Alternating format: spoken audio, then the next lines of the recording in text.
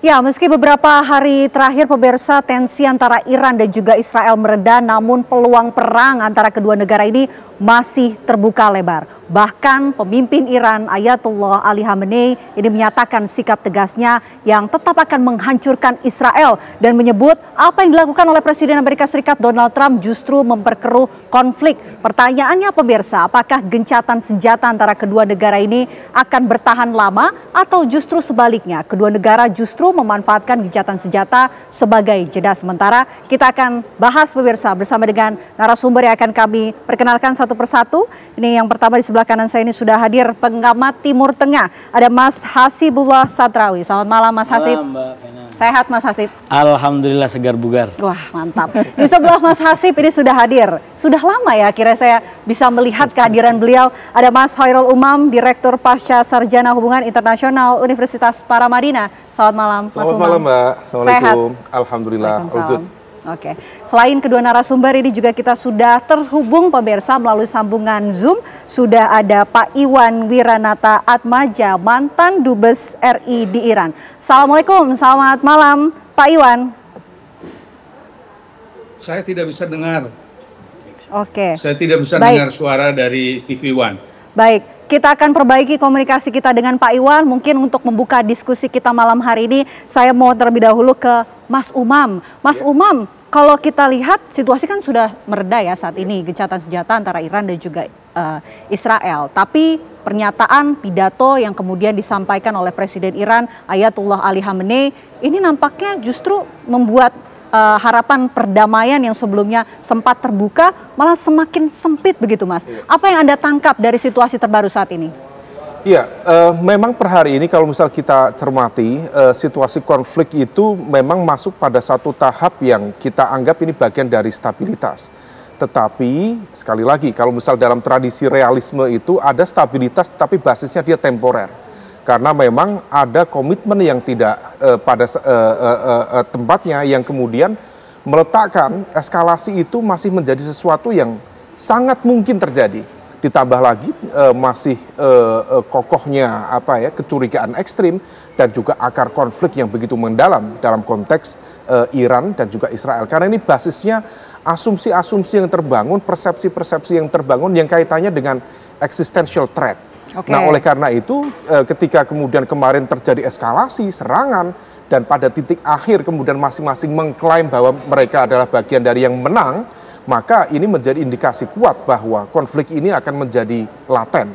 Dan eskalasi dalam konteks ketegangan lebih lanjut akan terjadi at any time, bergantung pada komitmen dari masing-masing pihak, termasuk juga backup dari kekuatan internasional yang tentu diharapkan bisa meredam. Tetapi kalau misal per hari ini, rasa-rasanya Iran ditempatkan pada satu posisi yang sudah tidak bisa percaya kepada organisasi internasional atau forum multilateral atau aktor internasional yang kemudian diharapkan bisa menjadi jembatan diplomasi dan juga dialog dalam konteks konflik ini. Nah, oleh karena itu memang situasinya menjadi agak pelik, bergantung pada komitmen masing-masing.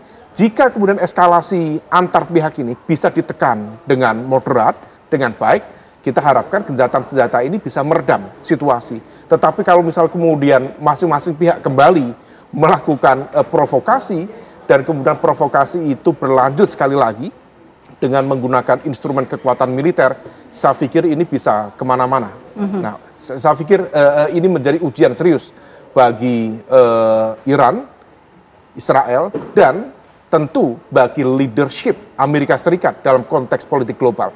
Karena kalau misal kemudian terjadi sekali lagi serangan dari salah satu pihak, maka itu akan bisa menjadi sebuah tamparan keras bagi kredibilitas Amerika Serikat di mata politik internasional. Oke, saya mau mendapatkan analisa lain dari Mas Hasib. Mas Hasib, ini kan gencatan senjata tengah berlangsung, tapi justru pernyataan yang disampaikan oleh Presiden Iran ini nampaknya juga makin mempertegas sikap Iran setelah mungkin gencatan senjata ini sudah tidak berlangsung. Kita tidak ingin itu terjadi. Tapi analisa Anda dari apa yang terbaru ini muncul nih apa? Adakah hal yang kemungkinan membuat perdamaian ini bisa terwujud dalam waktu dekat? Iya. Sebenarnya kalau kita mengikuti secara cermat konflik ini, perang ini dari tanggal 13 Juni sampai sekarang tanggal 27, itu memang ada fase-fase yang tidak bisa kita abaikan. Nah, fase yang agak termutakhir yaitu dimulai dari fase kurang lebih perkembangan 50 jam sampai 80 jam setelah gencatan senjata diberlakukan pada tanggal 24 jam 11 siang waktu kita atau 7 waktu sana. Kenapa saya katakan begini? Pernyataan Ayatullah Khamenei ini muncul kurang lebih di jam 50 pasca gencatan senjata, dan ini pernyataan pertama kali yang disampaikan setelah panas-panasnya perang dan sudah mulai dimunculkan wacana Amerika dan Israel menargetkan perubahan rezim.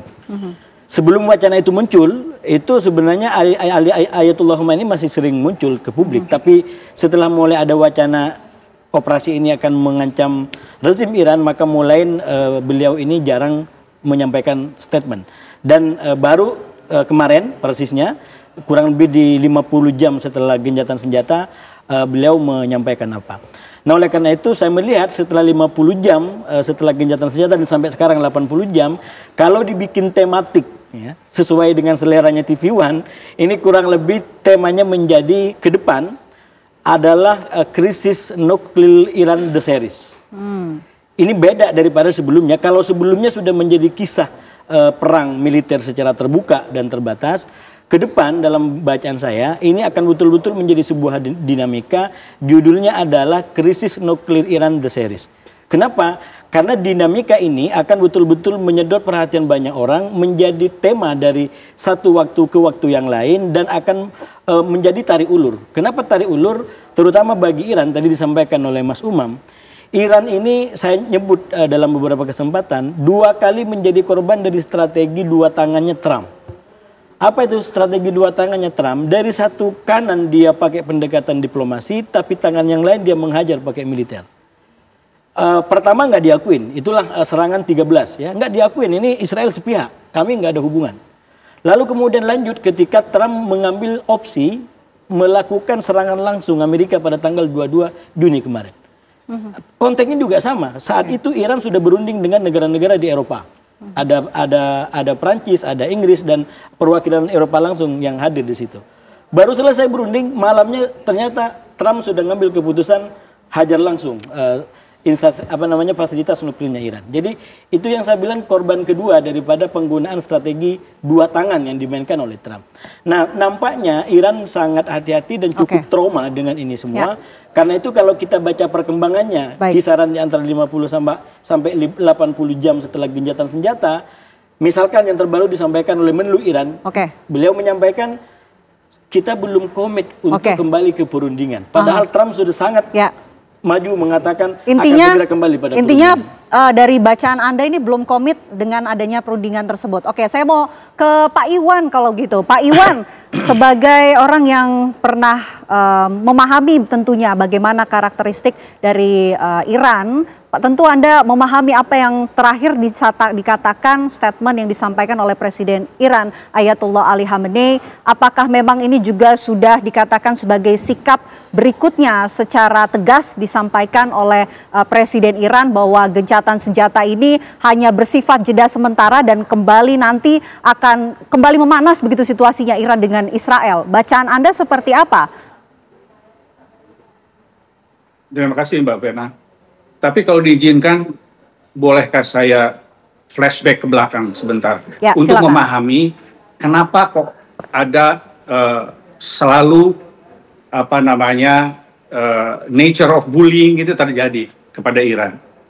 Jadi begini, tahun 50-an itu sebetulnya Amerika itu membantu Iran membangun reaktor nuklir dalam program Atoms for Peace namanya. Kemudian pada untuk tahun 70-an, Jerman juga akan membangun 2 reaktor nuklir di Bushehr. Kemudian Prancis, setelah itu Prancis ingin membangun juga. Tapi semua kandas setelah adanya revolusi tahun 79. Jadi sebetulnya ketika itu Iran itu adalah sekutu Amerika yang paling terpercaya di kawasan ya. Walaupun dia di Asia Selatan, tetapi orang selalu menganggap itu kawasan Timur Tengah. Jadi Iran sangat berperan di kawasan itu. Dia merupakan negara kunci di kawasan. Nah, sekarang masalahnya ketika rezim di Iran berganti, posisi Amerika dan Barat juga langsung berganti. Artinya apa? Padahal negaranya tetap, dia tidak berubah nama, tetap Iran, hanya ditambah Islamic Republic of, tetapi rezimnya ganti menjadi setelah Khomeini ya, sampai ke sinilah kita tahu. Nah, sejak itulah semua kerjasama dengan Iran berhenti, lembaga pengawas atom IAEA itu kemudian dipakai sebagai alat untuk menekan Iran dan lain-lain. Jadi kalau kembali kepada pertanyaan Mbak Vena, itu akan sangat tergantung kepada sikap Barat. Kalau Barat tetap membuli ya quote-unquote Iran, maka Iran mungkin ya seperti sudah dibayangkan oleh Ayatollah Khamenei bahwa mungkin dia bisa keluar dari NPT karena dia pikir pemilik nuklir itu mempunyai privilege. Kenapa negara lain kok selalu seperti Iran misalnya yang ingin mengembangkan senjata nuklirnya selalu mendapat tekanan. Jadi kalau saya membacanya, yang terjadi di sini adalah trust deficit. Jadi simply Iran tidak dipercaya untuk mengembangkan teknologi nuklir. Jadi perang berlanjut atau tidaknya itu akan tergantung dari bagaimana sikap Barat terhadap Iran. Terlepas dari komitmen gencatan senjata atau tidak, itu Iran akan melihat dari overall picture-nya, bukan hanya penggalan-penggalan. Jadi Iran akan melihat bagaimana masa depan dia, bagaimana perlakuan Barat terhadap dia. Karena gencatan senjata dengan Israel itu hanya ya quote-unquote itu adalah percikan-percikan yang dasarnya adalah ketidakpercayaan Amerika dan Barat terhadap Iran. Oke, baik. Bisa disimpulkan apa yang dikatakan oleh Pak Iwan, ini semua tergantung Barat. Tapi yang menarik lagi ketika gencatan senjata antara Iran dan juga Israel ini tengah berlangsung, Israel justru menyerang Gaza. Front berubah menjadi semua disasarkan kepada Gaza. Apa yang terjadi? Kita akan kupas tuntas pemirsa usai jeda. Apa kabar Indonesia Malam akan kembali untuk Anda. Anda kembali menyaksikan Apa Kabar Indonesia Malam, pemirsa. Saya mau kembali ke Mas Umam kalau begitu. Saat ini kan gencatan senjata Iran dan juga Israel tengah berlangsung. Justru Israel kini frontnya berpindah ke Gaza begitu. Apakah Iran harus memberikan senjatanya, kemudian yang akan memberikan senjatanya untuk membantu situasi yang tengah terjadi di Gaza? Tentu dalam konteks kalkulasi strategis Iran sudah berpikir matang ya. Banyak tentunya evaluasi yang harus dilakukan, tetapi bahwa Iran itu bukan hanya satu kekuatan entitas negara. Dia juga memiliki pengaruh proksi, juga pengaruh yang sifatnya asimetris.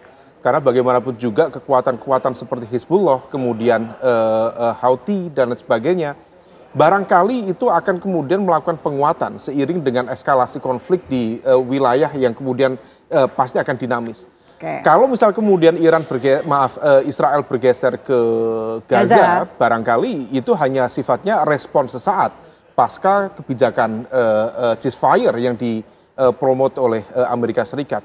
Tetapi bahwa ini menjadi sebuah momentum yang baik bagi kedua belah pihak untuk mengevaluasi bagaimana kemudian kemarin begitu terjadi eskalasi, sekaligus juga menyusun strategi bagaimana ke depan. Karena kalau misal kemudian ini bisa dilakukan dengan optimal, saya pikir Iran bukan hanya menampilkan capacity to response ketika kemudian selama rentang sekian dekade hampir tidak ada yang memiliki kekuatan yang begitu masif melakukan perlawanan terbuka terhadap Israel.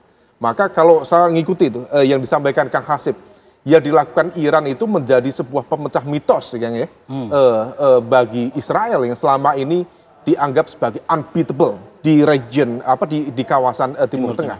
Maka kalau misal kemudian ini sudah dilakukan, dan terlebih kalau misal kemudian Iran sudah memiliki basis-basis informasi yang lebih akurat, titik presisi untuk mengetahui di mana sih COG, Center of gravity, kekuatan energi, kekuatan persenjataan, bahkan kekuatan bisnis dan lain sebagainya di Israel. Kalau misal kemudian itu sudah dikumpulkan informasinya, daya ledak dan juga daya serangnya Iran itu akan jauh lebih luar biasa. Maka ini yang kemudian perlu diantisipasi bersama. Saya pikir Iran dalam konteks ini tidak akan tinggal diam. Dia akan terus menata diri, menata strategi, sembari tentu juga memperkuat pengaruh-pengaruh asimetriknya. Nah di sini yang kemudian kita menjadi bertanya-tanya, kalau misal kemudian dalam situasi seperti ini, apakah Iran akan bergerak sendiri, ataukah dia akan juga mengoptimalkan jaringan kekuatan di luar kawasan, wabil khusus terkait dengan Rusia, terkait dengan China, yang secara ekonomi politik blok pengaruhnya sangat berbeda dengan Israel dan Amerika Serikat. Nah ini yang menjadi misteri. Harapan kita memang eskalasi bisa diredam, tetapi dalam situasi seperti ini, seperti yang disampaikan oleh Pak Dubes Iwan, kerentanan itu akan tercipta dalam skala yang betul-betul tipis sekali. Artinya bahwa eskalasi akan terjadi at any time dan juga at all cost.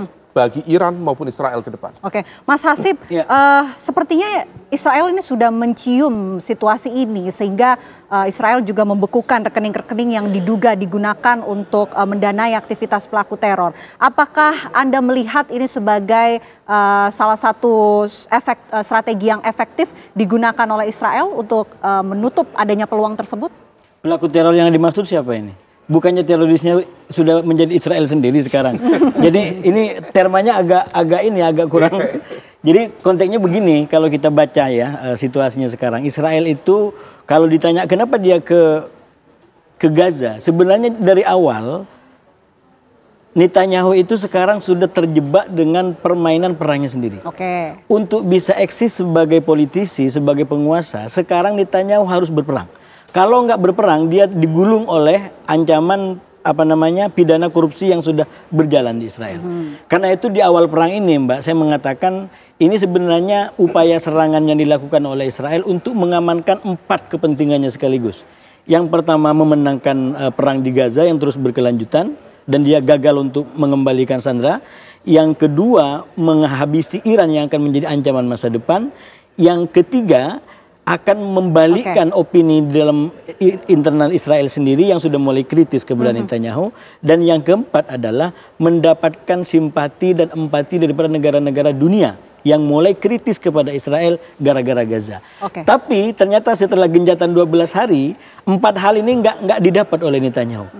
Makanya dia kembali ke Gaza lagi, coba apa yang bisa dibuat. Ternyata berdasarkan survei-survei yang dulu juga ditekuni oleh Mas Umam ini, nggak ngangkat, nggak mendongkrak, elektabilitasnya nggak mendongkrak. Dan itu menjadi PR serius, karena kalau dia berhenti, maka kemudian akan mengancam masa depan politik dan kekuasaannya. Oleh karena itu, kembali kepada hal yang kedua saya ingin sampaikan tadi, Timur Tengah menjadi lebih rentan setelah perang 12 hari ini, karena yang disampaikan Mas Umam juga, perang 12 hari telah melahirkan fakta politik baru tentang 2 kekuatan yang sama-sama kuat di Timur Tengah. Kalau dulu Israel, sekarang juga Iran.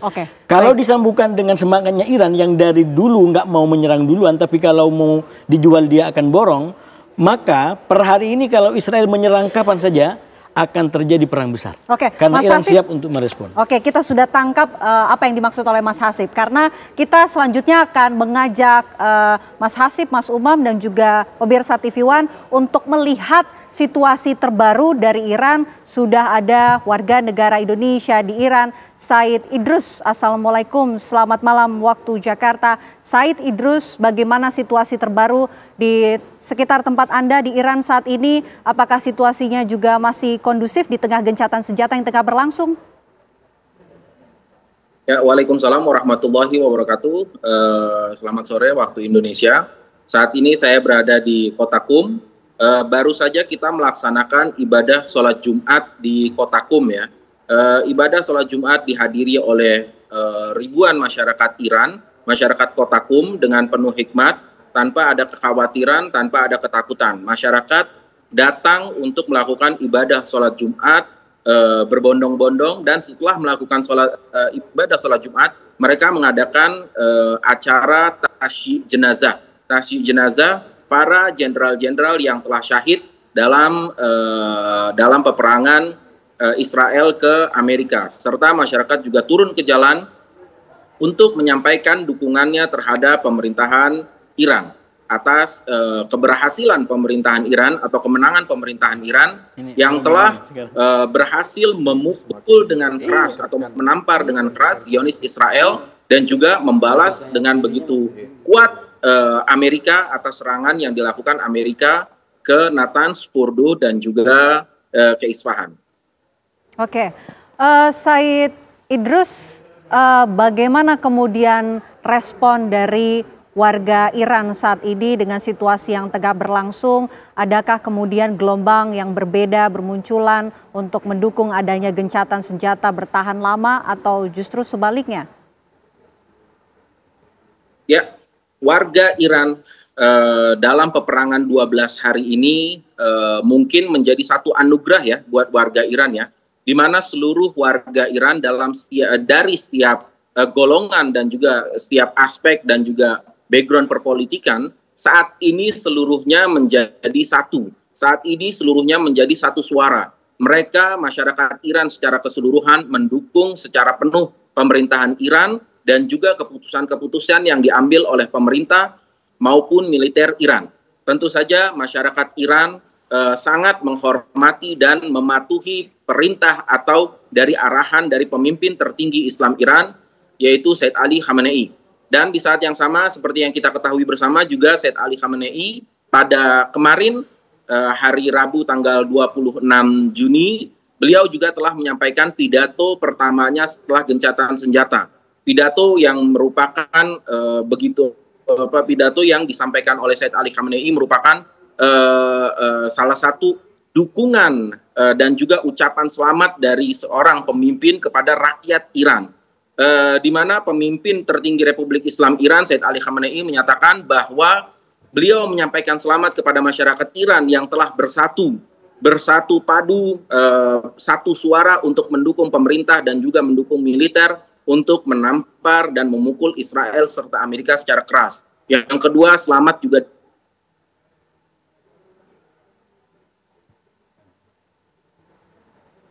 Baik, Said Idrus. Oke, baik. Nampaknya ada gangguan komunikasi kami bersama dengan Said Idrus, warga negara Indonesia di Iran. Kita jeda terlebih dahulu pemirsa. Usai jeda, kami masih akan melanjutkan pembahasan mengenai konflik Iran dan juga Israel. Tetaplah bersama kami di Apa Kabar Indonesia Malam. Anda kembali menyaksikan Apa Kabar Indonesia Malam. Kita lanjutkan memantau bagaimana situasi terbaru langsung dari Iran bersama dengan warga negara Indonesia di Iran. Said Idrus, Assalamualaikum, selamat malam. Apakah sudah jelas saat ini, sudah bisa menyampaikan kembali laporannya? Waalaikumsalam warahmatullahi wabarakatuh. Ya, baik, Said Idrus, kami ingin tahu begitu. Ini kan juga ada dorongan dari Barat untuk adanya pergantian rezim. Respon dari masyarakat Iran seperti apa menanggapi dorongan tersebut? Ya, tentu saja masyarakat Iran mendapat anugerah ya, kalau boleh dibilang ya, dalam 12 hari peperangan ini, sehingga masyarakat yang tadinya bercerai-berai, masyarakat yang tadinya memiliki background politik yang berbeda-beda, tentu saja dalam setiap negara itu memiliki oposisi dan juga memiliki pendukung-pendukung dari pemerintah. Tapi dalam kejadian peperangan 12 hari ini dengan Israel, secara langsung ya, perang dengan Israel dan Amerika, membuat masyarakat menjadi satu suara. Masyarakat menjadi bersatu dalam segala aspek, dalam setiap lapisan masyarakat, dalam setiap background perpolitikan dan juga background pendapat yang mereka miliki. Masyarakat menjadi satu suara dan seluruhnya mendukung pemerintahan untuk membalas Israel dan Zionis Israel dan juga Amerika. Sehingga dorongan untuk pergantian rezim, entah itu dari Amerika dan juga dari dalam Iran, itu hampir tidak ada. Karena mungkin berbeda ya masyarakat Iran yang kita lihat sekarang ini dan juga masyarakat Israel yang ada di beberapa kota di Israel. Masih banyak demonstrasi anti Netanyahu yang dijalankan oleh masyarakat Israel di beberapa kota, seperti contohnya di Tel Aviv, di Haifa, terkait tentang kebijakan-kebijakan yang diambil oleh Netanyahu. Tapi di Iran hal itu tidak pernah terjadi. Malah masyarakat turun ke bawah, masyarakat turun ke jalanan dalam 12 hari kemarin, bahkan di saat ketika Israel masih menyerang Iran dengan rudal-rudalnya, tapi masyarakat masih turun ke jalan, masyarakat berkumpul menyatakan dukungan penuhnya terhadap pemerintah untuk membalas rezim Zionis Israel. Karena memang menurut masyarakat Iran, pada saat ini hanya pemerintahannya, hanya negara Iran yang mampu dan berani untuk menyerang rezim Zionis Israel. Di saat pemimpin-pemimpin dunia Arab lainnya mungkin tidak pernah melakukan hal tersebut, tapi ini adalah satu kebanggaan buat masyarakat Iran, buat negara Iran, karena telah berhasil memukul dengan keras rezim Zionis Israel yang telah melakukan kekejian-kekejian, kesombongan, dan juga genosida di Palestina, di Gaza, Palestina.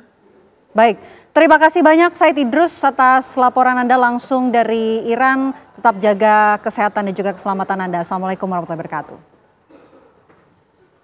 Ya, menarik ya apa yang kemudian dilaporkan oleh warga negara Indonesia di Iran. Kalau begitu saya mau langsung menuju ke Pak Iwan. Pak Iwan, kalau dari kacamata Anda setelah mendengar laporan dari rekan kami warga negara Indonesia di Iran dan tentunya melihat situasi terbaru, perkembangan terbaru, apakah memang masyarakat Iran ini saat ini justru setuju dengan adanya pergantian rezim atau yang tadinya terpecah ini kemudian bersatu mendukung pemerintahan Iran untuk melawan Israel? Saya sangat setuju dengan apa yang dikatakan oleh Mas Idrus tadi, karena mereka sekarang semua faksi yang tadinya berseteru di dalam negeri, sekarang mereka mempunyai musuh bersama. Artinya mereka disatukan oleh serangan Israel itu menjadi suatu kesatuan yang mendukung sepenuhnya pemerintah Iran sekarang ini. Jadi saya sangat setuju bahwa rakyat Iran sekarang semua berada di belakang pemerintah. Oke, baik. Kalau begitu saya mau minta analisa dari Mas Umam yang justru terpecah ini, tapi kemudian masyarakat Iran semuanya bersatu, satu suara dengan apa yang diputuskan oleh pemerintah Iran saat ini. Anda melihatnya apa yang terjadi? Ini indikasi yang sangat positif. Artinya bahwa ketika kemudian ada existential threat dari eksternal, maka kemudian itu menjadi glue, menjadi pemersatu bagaimana faksi-faksi yang ada justru kemudian menjadi solid berada di sana. Artinya begini, bahwa apa yang terjadi di Iran itu menghadirkan spirit perjuangan yang sangat berbeda. Jadi moral perjuangannya justru solid, terkonsolidasi. Dan itu sangat berbeda dengan apa yang terjadi di Israel. Ketika faksionalisme secara politik semakin kuat, kemudian dukungan-dukungan terhadap Netanyahu mengalami degradasi, dan di saat yang sama tentu impact dalam konteks ekonomi di Israel juga dirasakan oleh masyarakat di akar rumput. Maka ketika kemarin ada dikabarkan ya 38.000 klaim terkait dengan kerugian masyarakat akibat perang, itu tidak ada di Iran. Artinya apa? Bahwa kalau misal kita menggunakan pendekatan cultural tadi ya, approach ya, ada rasa bangga, ada rasa haru, ada rasa heroik yang dirasakan oleh masyarakat Iran, bahwa tadi disampaikan Mas Said Idrus tadi, bahwa mereka menjadi distinctive power yang kemudian bisa melakukan perlawanan secara masif terhadap Israel, dan itu tidak dilakukan oleh negara-negara Timur Tengah yang lain.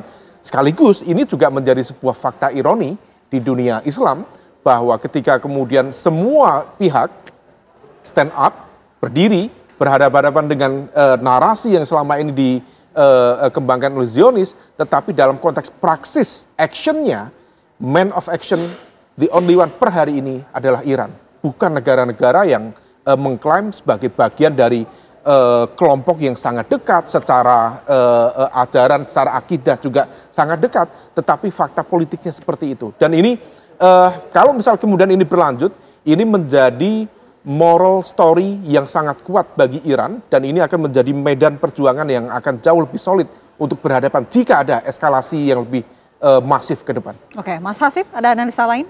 Ya, kalau saya salah satu hasil daripada perang 12 hari ini yang tidak bisa kita abaikan ke depan adalah memang menimbulkan kerentanan baru yang sangat rawan, karena kapan saja bisa timbul perang besar. Tapi di sisi lain juga menimbulkan harapan baru kalau kita mau Timur Tengah ini menjadi lebih baik.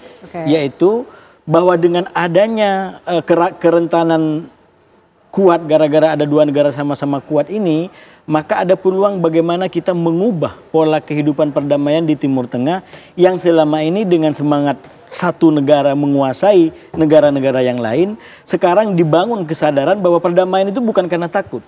Kalau selama ini damai itu karena dibikin takut, dibikin tidak berdaya. Itulah cara damai yang dibikin oleh Amerika melalui superiority yang dibikin kepada Israel. Negara-negara lain tidak menyerang bukan karena dia menerima sebagai haknya Israel secara damai di situ, tapi karena nggak berdaya dan tidak mampu untuk melakukan apapun. Nah, per hari ini setelah 12 perang ini, kalau dunia mau berubah, maka mestinya ini peluang, ini harapan untuk memberikan kesadaran baru kepada negara-negara di kawasan. Kalaupun berdamai bukan karena ditakuti, bukan karena dibikin tidak berdaya, tapi memang karena betul-betul perdamaian itu adalah kepentingan kita semua. Kenapa itu penting? Faktanya ketika Timur Tengah bergejolak hari ini, apalagi sampai ke Selat Hormuz, bahkan hanya satu roket yang tembus ke Qatar, itu ekonomi dunia sudah luar biasa. Bagaimana kalau perangnya lebih total? Dunia akan terdampak. Karena itu menurut saya ini bukan hanya tanggung jawab regional Timur Tengah, bukan hanya Eropa dan Amerika, kita semua bisa ambil bagian agar ada definisi baru, konsep baru yang diterapkan di Timur Tengah tentang perdamaian yang lebih menghormati kesetaraan, menghormati perbedaan, dan itulah sebenarnya yang menjadi harapan dari kita semua. Damai itu bukan karena takut, tapi kepentingan bersama. Oke, terima kasih banyak analisanya Mas Hasib, terima kasih Mas Umam, terima kasih juga Pak Iwan sudah hadir di Apa Kabar Indonesia Malam. Selamat malam.